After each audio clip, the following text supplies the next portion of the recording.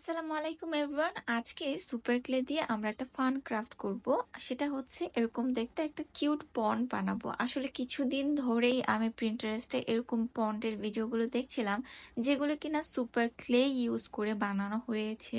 এটা দেখার পরে তো আমার মনে হলো এরকম একটা কিছু বানাতে অবশ্যই হবে। যদিও মিনিয়েচার কোনো আর্ট আমি প্রথম করতে যাচ্ছি, তাও সুপার ক্লে ইউজ করে ব্যাপারটা কতটা পারফেক্ট হবে সেটা তোমরা ভিডিও লাস্টে দেখে কমেন্টে জানাবে। তাছাড়া এইটার যে ফুল টিউটোরিয়াল সেটা তোমরা দেখতে পাবে আমার ফেসবুক পেজ অথবা ইউটিউব চ্যানেলে।